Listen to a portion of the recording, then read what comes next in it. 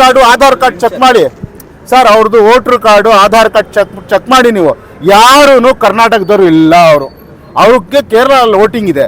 ಅವರು ಸರ್ಕಾರನೇ ಹೇಳ್ತಾ ಇದೆ, ಎಲೆಕ್ಷನ್ ಕಮಿಷನ್ ಹೇಳ್ತಾ ಇದೆ ಎಲ್ಲರಿಗೂ ವೋಟ್ ಮಾಡಿ, ನೀವು ಹೋಗಿ ವೋಟ್ ಕೊಡಿ, ಫಸ್ಟು ವೋಟ್ ವೇಸ್ಟ್ ಮಾಡಬೇಡಿ ಅಂತ ಸರ್ಕಾರ, ಎಲೆಕ್ಷನ್ ಕಮಿಷನು ಸರ್ಕಾರ ಹೇಳ್ತಾ ಇದೆ. ಅದೇ ಪಾಲನೆ ಮಾಡ್ತಾ ಇರೋದು. ಇವಾಗ ಮೊನ್ನೆ ಕೇರಳದ ತಮಿಳ್ನಾಡಲ್ಲಿ ಎಲೆಕ್ಷನ್ ನಡೀತು. ಇವಾಗ ನಮ್ಮ ಹೊಸೂರು ಮೇನ್ ರೋಡಿಂದ ಬಸ್ಗಳು ತುಂಬಿ ಹೋಯಿತು. ಆವಾಗ ಯಾಕೆ ಬಂದಿಲ್ಲ ಎಲೆಕ್ಷನ್ ಕಮಿಷನ್, ಪೊಲೀಸ್ ಯಾವ ಸೀಸ್ ಮಾಡಿಲ್ಲ? ಏನಕ್ಕೆ ಸೀಸ್ ಮಾಡಿಲ್ಲ? ಬೇರೆ ಇದು ನ್ಯೂಸೆನ್ಸ್ ಕ್ರಿಯೇಟ್ ಮಾಡ್ತಾ ಇದ್ದಾರೆ ಅಷ್ಟೇ, ಬೇರೆ ಏನು ಉದ್ದೇಶ ಇಲ್ಲ. ಪ್ಲಾನ್ ಮಾಡಿದ್ದಾರೆ. ಬಸ್ ಒಳಗಡೆ ಯಾವ್ದು ಹ್ಯಾಂಡ್ ಬಿಲ್ ಹಾಕಿದ್ದಾರೆ, ಯಾರು ಹಾಕಿದ್ದಾರೆ, ನಮ್ಮ ಹತ್ರ ಪ್ರೂಫ್ ಇದೆ. ನೀವು CCTV ಚೆಕ್ ಮಾಡೋದು, ನಮ್ಮ ಫೋನಲ್ಲಿನೂ ವಿಡಿಯೋ ಇದೆ. ಅವರೇ ಬಸ್ಗಳು ನಿಲ್ಸ್ಬಿಟ್ಟು ಕಾರ್ ಅಡ್ಡ ನಿಲ್ಸ್ಬಿಟ್ಟು ಅವ್ರ ಹುಡುಗರಿಗೆ ಕಳಿಸಿ ಪಾಂಪ್ಲೆಟ್ ಹಾಕಿದ್ದಾರೆ. ನಮ್ಮ ಹತ್ರ ವಿಡಿಯೋ ಇದೆ, ಎವಿಡೆನ್ಸ್ ಇದೆ. ಸರಿನಾ? ನನ್ನ ಹೆಸರು ಅಜ್ಮಲ್ ಅಂತ.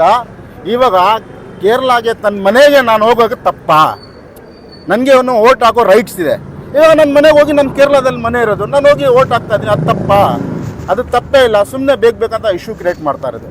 ಎಲ್ಲರೂ ಶಾಂತಿಯುತವಾಗಿ ನಾಳೆ ವೋಟ್ ಮಾಡೋಣ ಅಂತ ಎಲ್ಲರ ಮೈಂಡ್ ಸೆಟ್ ಇದೆ, ಎಲ್ಲರೂ ಆರಾಮಾಗಿದ್ದಾರೆ. ಇವಾಗ ಏನಾದರೂ ಇಶ್ಯೂ ಬೇಕಲ್ಲ, ನಾನು ಹೈಲೈಟ್ ಆಗಬೇಕು, ಲೀಡರ್ ಆಗಬೇಕಂತ ಎಲ್ಲರಿಗೂ ಆಸೆ ಇರುತ್ತೆ ಅಲ್ಲ, ಅದು ಹೈಲೈಟ್ ಮಾಡ್ತಾರೆ. ಅದು ಬಿಟ್ಟು ಬೇರೆ ಏನು ಉದ್ದೇಶ ಇಲ್ಲ. ಎಲ್ಲ ಫಾಲ್ಸ್ ಅಜೆಂಡಾ ಇದು. ಕೇರಳದವರು ಅವ್ರ ಮನೆಗೆ ಹೋಗ್ತಾ ಇದ್ದಾರೆ, ಒಂದು ಟ್ರಸ್ಟ್ ಮುಖಾಂತರ ಹೋಗ್ತಾ ಇದಾರೆ ಅಷ್ಟೇ. ಬಿಜೆಪಿ ಅವರು ಪಾಂಪ್ಲೆಟ್ ಹಾಕಿದ್ದಾರೆ. ಸರಿನಾ? ಇವಾಗ ಇವಾಗ ಇನ್ನೊಂದು ಸರ್, ಇವಾಗ ಆಕ್ಷನ್ ತಗೊಳ್ಬೇಕಂದ್ರೆ ಪೊಲೀಸ್ ಅವ್ರು ತಗೊಳ್ಬೇಕು, ಎಲೆಕ್ಷನ್ ಕಮಿಷನ್ ತಗೊಳ್ಬೇಕು.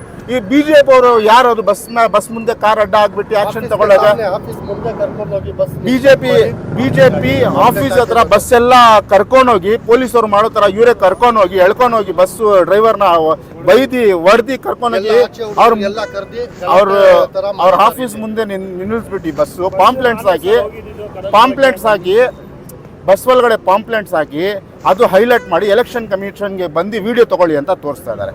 ಇವಾಗ ಕೇರಳದವ್ರು ಅವ್ರ ಮನೆಗೆ ಹೋಗಿ ಅವ್ರು ಓಟ್ ಹಾಕ್ತಾ ಇದಾರೆ. ಅದ್ರಲ್ಲಿ ಏನ್ ತಪ್ಪಿದೆ? ವಿಡಿಯೋನೇ ಇದೆ.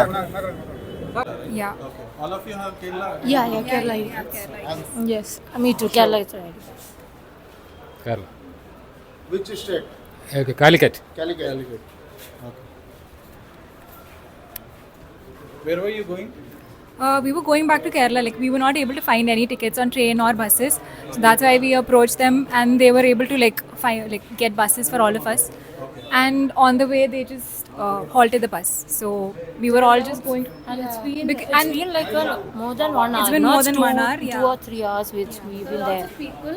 They were all very scary, to be honest. They were kids, they were old age people in the bus. We're all students and healthcare professionals. They're working people. So we're just going back to our state so that we can exercise our right to vote, which is not a wrong thing. And they've been giving accusations saying that we are doing this and that, whatever. But we are just going back to vote.